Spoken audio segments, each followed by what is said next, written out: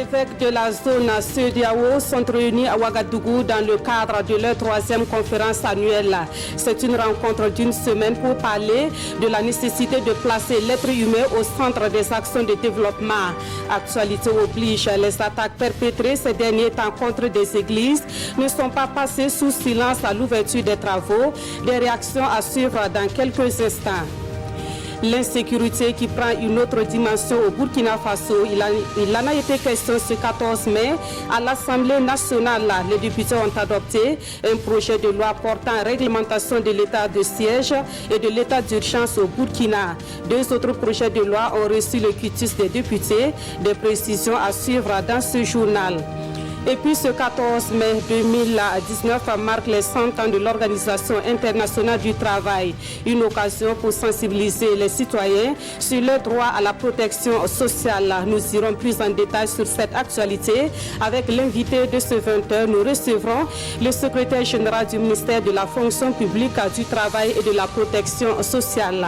Et puis à l'étranger, la France rend hommage à ces 2 soldats tombés dans une opération de libération d'otages au Burkina Faso. La cérémonie présidée par Emmanuel Macron et empreinte d'émotion s'est déroulée ce matin aux Invalides.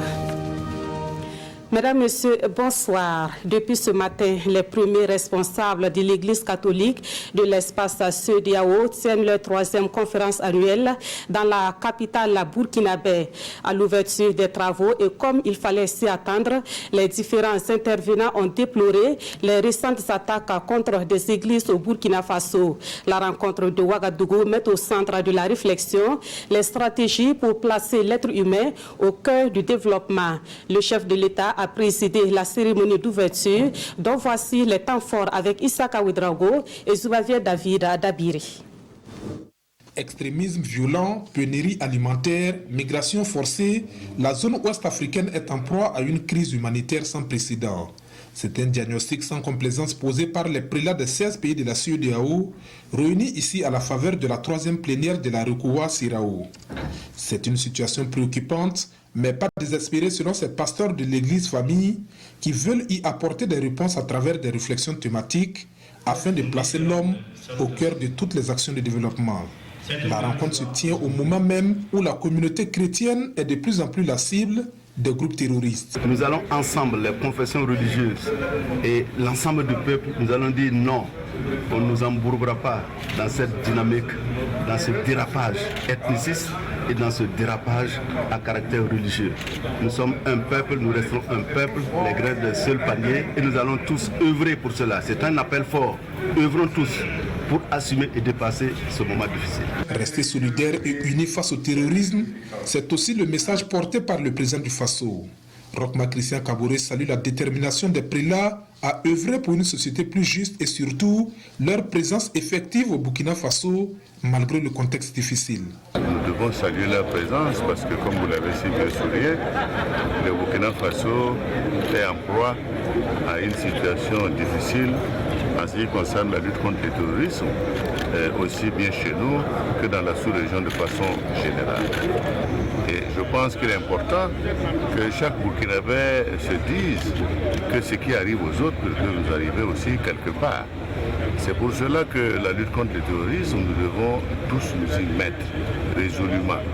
Nous devons faire en sorte que dans l'ensemble des communautés, on se soude un peu plus, qu'elles soient religieuses ou ethniques, pour montrer à la face de ces terroristes-là que le Burkina Faso va rester debout et qu'on va les combattre jusqu'à ce que l'extrémisme violent, l'intolérance quitte notre pays.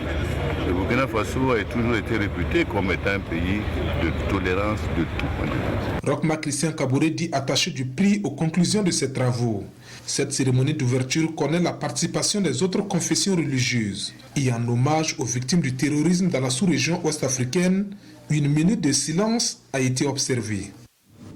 Autre titre de l'actualité, une nouvelle loi portant réglementation de l'état de siège et de l'état d'urgence au Burkina Faso vient d'être adoptée par l'Assemblée nationale. La plénière de ce mardi était également consacrée au vote de 2 autres projets de loi. L'un de ces projets de loi est relatif au financement des travaux de renforcement de la route Gungue-Fada, frontière du Niger. Le point complet de la plénière avec Oscar Soulama et Draman Dadia. faire face à la menace terroriste au Burkina. La riposte est certes militaire, mais elle se joue également au niveau législatif. Soumis à leur appréciation, les députés adoptent le projet de loi portant réglementation de l'état de siège et de l'état d'urgence au Burkina Faso. Une abstention contre 100 voix pour. Quitus est alors donné au gouvernement pour une surveillance plus accrue du territoire national. Les pouvoirs de l'armée et de l'autorité se renforcent ainsi avec l'état de siège. Mais des dérives, l'exécutif ne veut pas en entendre parler car les dispositions sont prises.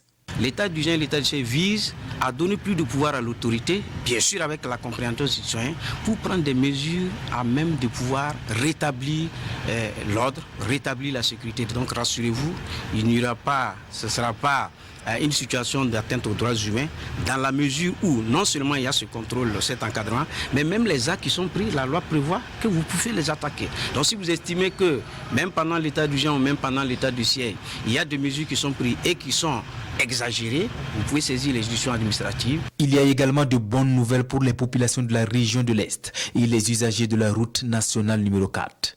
Le gouvernement reçoit ici l'onction du Parlement pour la ratification d'un accord de prêt avec l'Agence japonaise de coopération internationale pour le financement partiel du projet de renforcement de la route communautaire CU2A, section Gonguin, Fadangourma, Piela, frontière du Niger, à hauteur de 28 630 millions de francs CFA. Je remercie les députés qui ont voté à l'unanimité cette loi. Nous avons rassuré la représentation nationale sur le bon déroulement du processus de sélection des entreprises qui est quasiment achevé, puisque nous attendons en ce moment uniquement l'avis de non-objection de la Banque africaine de développement pour que les travaux puissent commencer.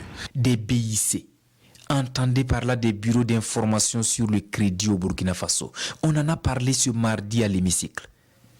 Et cette plénière voit l'adoption du projet de loi modificatif portant réglementation du bureau d'information sur les crédits. Ce qui devrait permettre d'améliorer le climat des affaires dans les pays membres de l'Union monétaire ouest-africaine. En bref et en image, ce mardi, un dernier hommage a été rendu au juge du Conseil constitutionnel Michel Karama, décédé dimanche dernier. Le président de l'Assemblée nationale, Alassane Bala Sakandé, était au domicile de l'illustre disparu pour saluer sa mémoire et présenter des condoléances à sa famille. Et tout comme lui, plusieurs acteurs du monde judiciaire sont allés rendre ce dernier hommage au juge Michel Karama. Dans la suite de ce journal, un séminaire s'est ouvert ce matin à Ouagadougou sur la coopération entre la Chine et le Burkina et entre la Chine et le continent africain. Ce cadre d'échange intervient un an après la reprise des relations diplomatiques entre Pékin et Ouagadougou. Un anniversaire placé sous le signe du renforcement de la coopération sino-burkinabé au regard des intérêts qu'elle présente pour chaque partie. Urbain Benito Somé et Vincent Tchendrebego. La coopération entre la Chine et l'Afrique, passée à la loupe des universitaires et experts chinois et africains en diplomatie et relations internationales. Ça se passe au séminaire international sur la coopération sino-africaine organisé par l'ambassade de la République populaire de Chine au Burkina Faso et l'université Ouagadougou. Les pays africains et la Chine, nous sommes tous des pays en voie de développement. Tous les deux, nous faisons face à des défis communs tels que l'injustice et l'inégalité de l'ordre politique et économique international, le protectionnisme et l'unilatéralisme. Ce sont aussi des obstacles à surmonter pour consolider la communauté de destin sino-africaine. L'Afrique, la Chine et le Burkina, c'était quand même jusqu'ici le mouvement de non-alignés. C'était aussi beaucoup d'amitié au bénéfice de la cause des sans-voix. C'était un engagement de sortir les peuples en souffrance dans un tiraillement entre l'Est et l'Ouest. Ce séminaire a lieu dans le cadre du premier anniversaire du rétablissement des relations diplomatiques entre la Chine et le Burkina Faso. Et il est question de revisiter cette première année de coopération sino-burkinabé. Et pour certains, il y a eu déjà des signaux forts. En 2018, les échanges commerciaux sino-burkinabés ont atteint 318 millions de dollars, soit une hausse de 56%. Pour ce qui est uniquement de l'exportation des produits burkinabés vers le marché chinois, elle est en hausse de 365%, soit plus de 100 millions de dollars. On venait de rétablir les relations diplomatiques et on commence par une visite d'État, c'est extraordinaire parce que c'est très très rare et il faut que nous reconnaissions ça. La santé, l'éducation, les infrastructures, plusieurs domaines sont touchés par la coopération chinoise au Burkina Faso. L'Empire du Milieu s'étant résolument engagé pour un partenariat gagnant-gagnant avec le pays des hommes intègres comme ailleurs sur le continent. Dans l'actualité également, ce 14 mai marque les 100 ans de l'Organisation internationale du travail. Dans le cadre de ce centenaire de l'OIT, une journée d'information et de sensibilisation a été organisée à Ouagadougou sur le droit des populations dans le domaine de la protection sociale. La politique du gouvernement en la matière, l'assurance maladie universelle et l'accès aux soins de santé sont autant de thèmes évoqués lors des échanges. On fait le point avec Alidou Badini et Abdoulaye Rasmane Zongo. Informer et sensibiliser les membres de la société civile sur leurs droits en matière de protection sociale au Burkina Faso, tel est l'objectif principal de cette rencontre. Il s'agit d'informer ces acteurs sur les textes législatifs nationaux et internationaux qui confèrent les droits de population à la protection sociale, ainsi que les dispositions à prendre pour pouvoir jouir de ces droits. Vous savez que notre pays a adopté la loi sur l'assurance maladie universelle depuis le 5 septembre 2015, mais jusqu'à présent, beaucoup de gens ne savent pas ce que ça contient en tant que tel. Vous avez aussi une communication qui sera faite par la Caisse nationale de sécurité sociale sur l'assurance volontaire. Vous aurez aussi une communication du secrétariat permanent du Conseil national pour la protection sociale qui va nous décliner donc la politique nationale de protection sociale, mais plus particulièrement par rapport au programme de réponse aux besoins des personnes vulnérables dans notre pays. Et la dernière communication, c'est une communication du réseau d'appui aux mutuelles de santé qui va donc présenter en fait ce que c'est que la mutuelle de santé. Cette rencontre entre dans le cadre de la commémoration du centenaire de l'Organisation internationale du travail créée en 1919. L'initiative est du réseau national multi-acteurs de la protection sociale qui s'est donné pour objectif d'œuvrer à l'avènement d'une protection sociale inclusive élargie à l'ensemble des différentes couches sociales au Burkina Faso. Et nous parlons encore plus de cette actualité avec notre invité.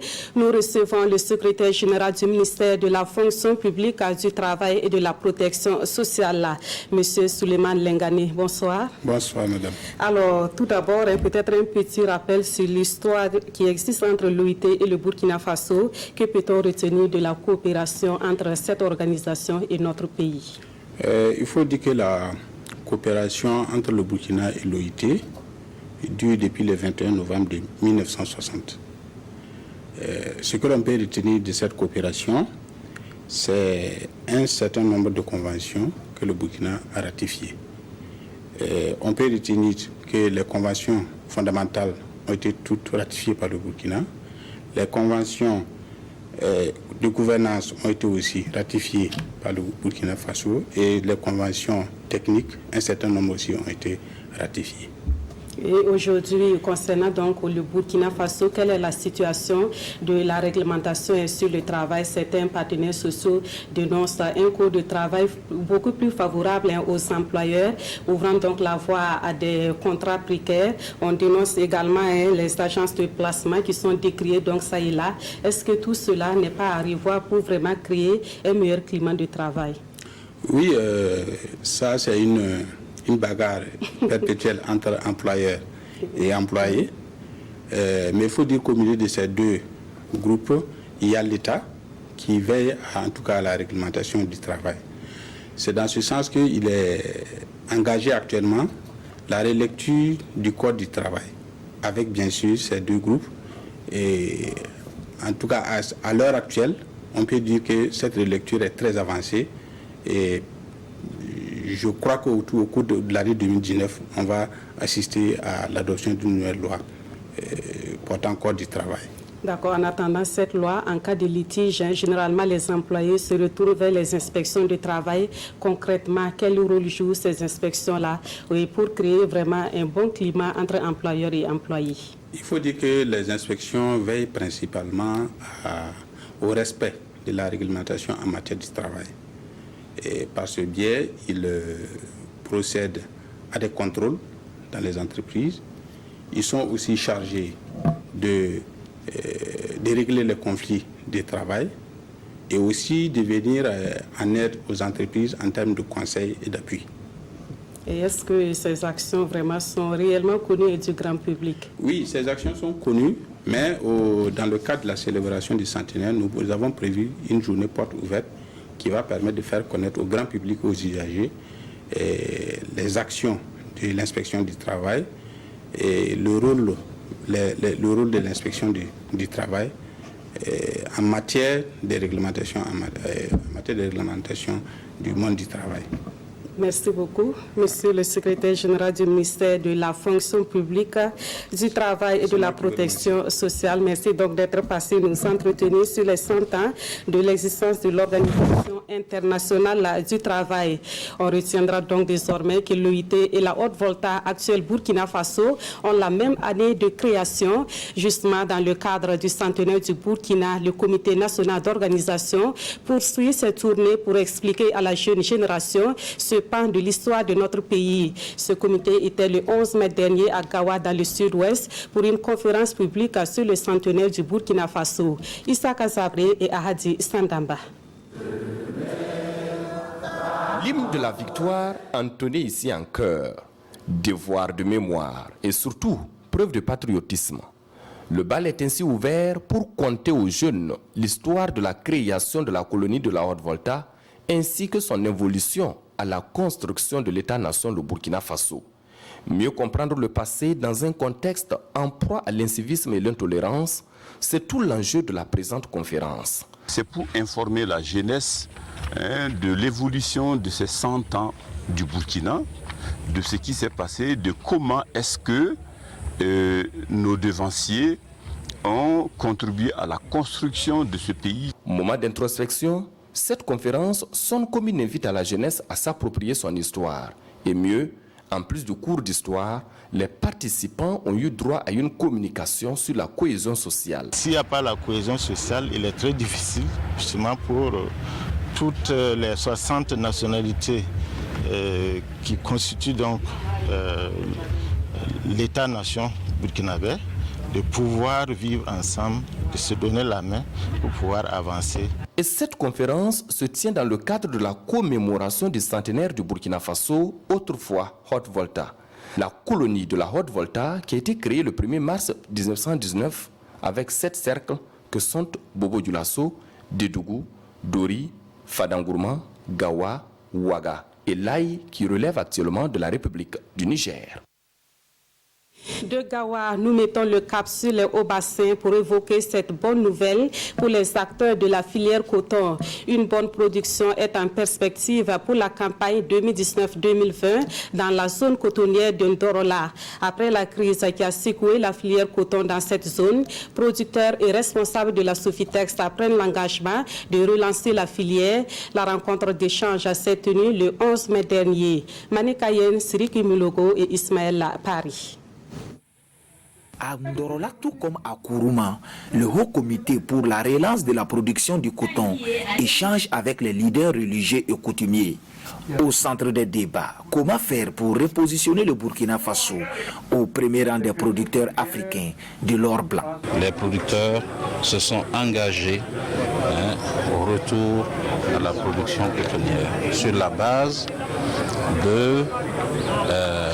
du dialogue qui a été donc établi sur la base donc des fétiches, des sacrifices qui ont été faits pour exorciser les terres et autoriser donc les producteurs donc à faire le coton. Je crois que ça c'est un élément fort.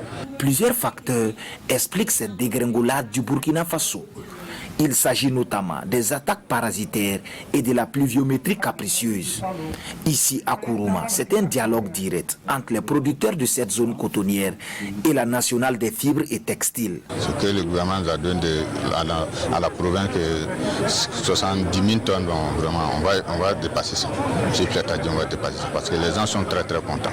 On se rappelle que les producteurs de la zone cotonnière de Ndorola ont boycotté la campagne écoulée. Aussi, l'état de la voie qui relie Ndorola à Bobo Dioulasso s'est invité au débat. Les producteurs de céréales, eux, se familiarisent avec la notion de stock de proximité. La mise en œuvre de ces stocks est perçue comme l'une des meilleures réponses à l'insécurité alimentaire dans la région ouest africaine. Et c'est une stratégie trouvée par la communauté économique des États d'Afrique de l'Ouest et expliquée aux organisations paysannes au cours d'un atelier qui se tient dans la capitale burkinabé. Lassina Ouattara et Oumou Sissi. À Ouagadougou, les organisations impliquées dans les structures de stock de proximité échangent avec les experts de la CEDEAO autour d'une meilleure approche pour que les informations sur ces stocks soient disponibles en temps réel. Ces stocks font partie d'une stratégie globale de la CEDEAO pour venir à bout de l'insécurité alimentaire. Plus de 34 milliards de francs CFA ont été alloués à la gestion des crises alimentaires depuis 2014. L'appui à la mise en place des stocks physiques qui aujourd'hui est d'un volume d'environ 32 000 tonnes. Il y a également l'appui à la mise en place d'une plateforme EcoAgris qui permet donc de mettre à disposition des informations rapides à travers le cadre harmonisé pour que les décideurs au niveau régional et dans les pays puissent rapidement prendre des décisions appropriées pour venir en réponse en cas de crise alimentaire. La réflexion qui se mène actuellement tombe à pic, car plus de 4 millions de personnes vulnérables dans le Sahel, selon des chiffres officiels, ont besoin actuellement d'une assistance alimentaire et nutritionnelle.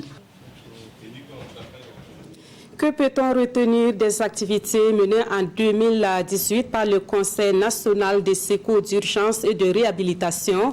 Pour répondre à cette question, les acteurs en charge de la gestion des crises humanitaires sont en conclave à Kaya, dans la région du centre-nord. En plus du bilan des activités déjà menées, ils réfléchissent sur les moyens de renforcer la qualité de leurs interventions sur le terrain. Roger Kam, Zoubavier David, Dabiri.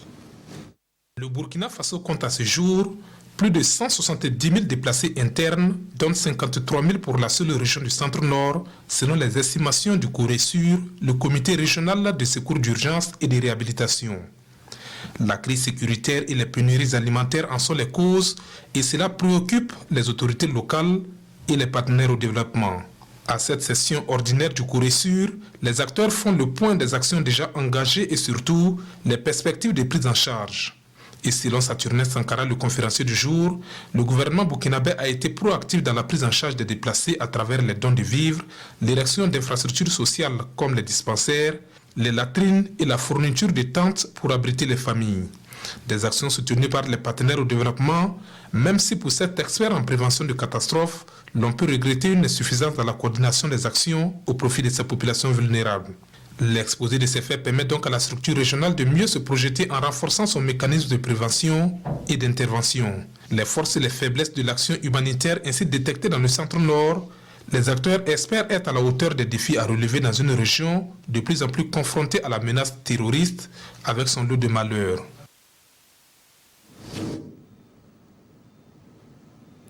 L'amélioration de la planification familiale au Burkina Faso. Le sujet intéresse le ministère de la Santé et ses partenaires qui ont commandité une étude dont les résultats font l'objet de restitution à Ouagadougou. L'appropriation de ces résultats devrait permettre une meilleure utilisation des méthodes contraceptives par les populations burkinabées. Issaka Ouedraogo, Abdullah Rasmane Zongo. La planification familiale, c'est l'équation principale à résoudre au cours de ces échanges. Des échanges portant sur la restitution des résultats d'une étude intitulée en moré, Nyamdabo et en français, votre choix, et axée sur la planification familiale. L'ambition affichée est de dégager des pistes de solutions novatrices en vue de contribuer à l'amélioration substantielle de la planification familiale. Avec cet outil-là, nous avons testé donc l'efficacité de cet outil pour voir effectivement est-ce que cet outil-là permettait donc d'améliorer donc l'utilisation donc des méthodes contraceptives durant le postpartum par les femmes. Évidemment, les résultats se sont avérés très positifs. Nous avons fait ce test-là donc dans le district sanitaire donc de Yako. Et le test s'est avéré positif. C'est pour ça que nous avons voulu aujourd'hui échanger avec donc le ministère de la Santé pour voir dans quelle mesure cette intervention qui est peu coûteuse peut être mise à disposition donc des services de santé pour favoriser donc l'utilisation des méthodes contraceptives par les femmes durant le postpartum, c'est-à-dire juste après l'accouchement. L'objectif à terme est de parvenir à l'échelle nationale et en 2020 à 32% de prévalence contraceptive. Nous repartons dans les hauts-bassins où les artistes plasticiens sont soucieux de l'avenir de leur métier. Ils ont soumis leur inquiétude au ministre de la Culture, des Arts et du Tourisme lors d'un échange direct hier à Bobo-Dioulasso. Tous souhaitent le développement du secteur des arts plastiques et un meilleur engouement des populations pour ce type d'art. Le point des échanges avec Karim Ilboudo et Kadouro Memki. Les arts plastiques sont peu développés sous nos cieux. C'est pour dynamiser l'activité que les artistes plasticiens de Bobo-Dioulasso se sont regroupés au sein d'une association dite Couleur Pinceau, avec comme leitmotiv d'inciter les populations à la culture du tableau. Notre association s'est fixée pour but de travailler avec les plus jeunes pour que ce que nous vivons aujourd'hui, pour leur éviter ça dans le futur. Pour le ministre en charge de la culture, il est temps que le talent des artistes plasticiens soit mieux valorisé. Il faut préparer la jeunesse dans ce sens pour deux raisons. D'abord, ça peut, comme je l'ai indiqué, susciter de la vocation, donc des métiers, mais que cette jeunesse qui va gérer l'État un jour change de regard. Il ne faut pas que tous nos beaux tableaux aillent dans des maisons en Occident. Ce face-à-face offre une opportunité d'échange direct entre ces artistes plasticiens et leur ministre de tutelle. Ensemble, ils vont analyser les difficultés auxquelles ils sont confrontés avec un filigrane de tracer les sillons d'un avenir plus radieux pour les arts plastiques au Burkina Faso. À l'étranger, en France, un hommage national a été organisé pour saluer la mémoire des 2 soldats morts au Burkina Faso. Emmanuel Macron a présidé la cérémonie qui s'est déroulée ce matin aux Invalides. Rappelons que les 2 soldats français ont été tués la semaine dernière lors d'une opération qui a permis de libérer 4 otages. Les cercueils des premiers maîtres Cédric de Pierrepont et Alain Bertoncello portés par leurs frères d'armes jusque dans la cour d'honneur des Invalides. Un hommage national a été rendu ce mardi matin aux 2 officiers mariniers tués le 10 mai dernier en libérant des otages au Burkina Faso. Des soldats morts en héros, a déclaré Emmanuel Macron lors d'une allocution devant les familles des militaires, des membres du gouvernement et des 3 corps de l'armée. Maître Cédric de Pierrepont, Maître Alain Bertoncello, vous qui vous êtes entraînés ensemble, vous qui avez combattu ensemble, vous que la mort à jamais a uni. Voyez la nation rassemblée dans cette cour des Invalides pour rendre l'hommage que vous méritez. Si nous sommes réunis aujourd'hui devant vos dépouilles drapées des couleurs de la France, c'est pour nous incliner devant la douleur digne de vos familles. Le chef de l'État a ensuite fait les 2 soldats chevaliers de la Légion d'honneur à titre posthume. Les obsèques d'Alain Bertoncello auront lieu samedi chez lui en Haute-Savoie. Celles de Cédric de Pierrepont se dérouleront mercredi après-midi dans le Morbihan.